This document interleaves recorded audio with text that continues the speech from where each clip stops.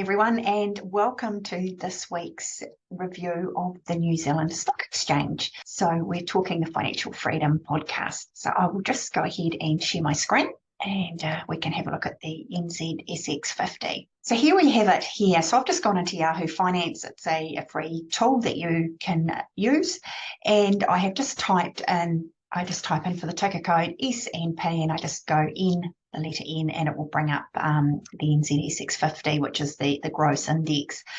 So we have had 2 positive weeks in a row, which is a very, very good indicator. It's still obviously trading quite low, but on a positive side, last week we've seen quite good volume, and obviously the volume has come off a little bit just this last week. However, we've finished with 2 positive weeks in a row, which is great, and you can tell that by these green candlesticks here.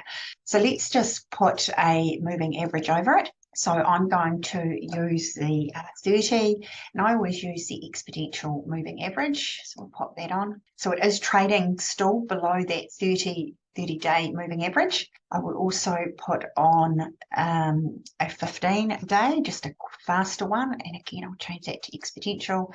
I'll change the color just so that we can get a better look. Hope the color will work. Yep, it does.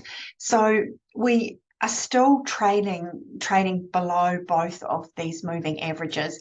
In fact, I think I mentioned it last week. You can see here what we've got refers to as a dead cross.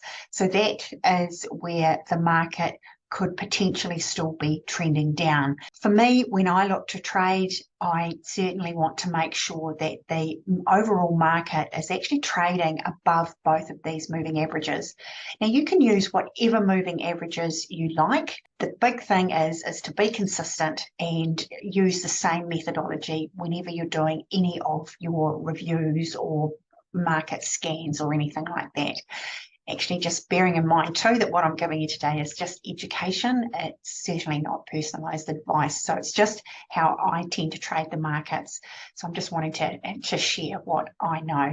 So at this stage, not a lot to really report in the New Zealand market. We have been getting, like I say, a few good strong volume, which is great. Didn't have a lot of volume last week. 2 positive weeks in a row, so that is certainly getting better. So we want to wait until these moving averages are actually below where the shares are trading. So it means that the shares are trading above the moving averages. You can actually see for quite some time here that the shares have been trading down for quite some time. I can just go back out. So here, back over here is where the first COVID hit back in 2020.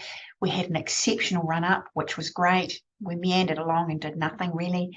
And then basically we've really been in a bit of a downward sideways movement. So yeah, not a lot to report for this week. So stay tuned, and in a couple of days I will also give you an update on a share of the week. So I hope that helps. Talk soon.